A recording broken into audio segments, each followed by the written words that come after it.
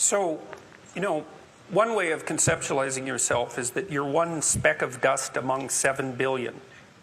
And when you conceptualize yourself that way, you might think, well, what difference does it make what I say or do? And that's actually quite convenient for you, because if it doesn't matter what you say or do, then you don't have any responsibility and you can do whatever you want. The price you pay for that is a bit of nihilism, but if you don't have to shoulder any responsibility, that's a small price to pay. That's the underground motivation for nihilism. But the other way of looking at it, and this is actually the accurate way of looking at it, is that you're in a network. You're a node in a network. And so you can do a little bit of arithmetic very rapidly and just figure out how powerful you are. You know 1,000 people. You're going to know more than that over the course of your life, but let's say 1,000 for the sake of argument for now. They know 1,000 people. That means that you're one person away from 1 million people and 2 persons away from 1 billion people. And you're the center of that network. And now the way networks work is that information propagates in a networked manner. So don't underestimate the power of your speech. Now, Western culture is phallogocentric. Let's say it. Okay, so we'll say, yeah, that's just fine. That's exactly what it is. It's predicated on the idea of the logos, that the logos is the sacred element of Western culture. And what does that mean? It means that your capacity for speech is divine. It's the thing that generates order from chaos and then sometimes turns pathological order into chaos when it has to. Don't underestimate the power of truth. There's nothing more powerful. Now, in order to speak what you might regard as the truth, you have to let go of the outcome. You have to think, all right, I'm going to say what I think, stupid as I am, biased as I am, ignorant as I am. I'm going to state what I think as clearly as I can, and I'm going to live with the consequences no matter what they are. Now, the reason you think that's an element of faith. The idea is that nothing brings a better world into being than the stated truth.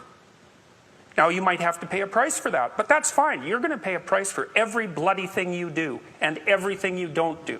You don't get to choose to not pay a price. You get to choose which poison you're going to take. That's it. So if you're going to stand up for something, stand up for your truth. It'll shape you, because people will respond and object and tell you why you're a fool and a biased moron and why you're ignorant. And then if you listen to them, you'll be just that much less like that the next time you say something. And if you do that for 5 years, you'll be so damn tough and articulate and able to communicate and withstand pressure that you won't even recognize yourself. And then you'll be a force to contend with. And you don't get to wait until, because I get letters like Sad gets all the time too, from faculty members in particular, and they say, well, when I get tenure, it's like, then they think, well, when I'm an associate professor, and then they think, well, when I'm a full professor. It's like, if you're a professor already, you're like the most protected person in the history of the planet, and you need, well, okay, but one of the things that indicates is that it's almost impossible to provide people with enough protection so that they feel safe to speak. Okay, so we'll address that directly. It is not safe to speak, and it never will be.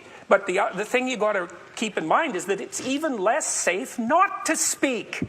Right? It's a balance of risks. It's like you want to pay the price for being who you are and stating your mode of being in the world, or do you want to pay the price for being a bloody serf, one that's enslaved him or herself? Well, that's a major price, man. That thing unfolds over decades, and you'll just be a miserable worm at the end of about 20 years of that, right? No self-respect, no power, no ability to voice your opinions, nothing left but resentment because everyone's against you, because of course you've never stood up for yourself.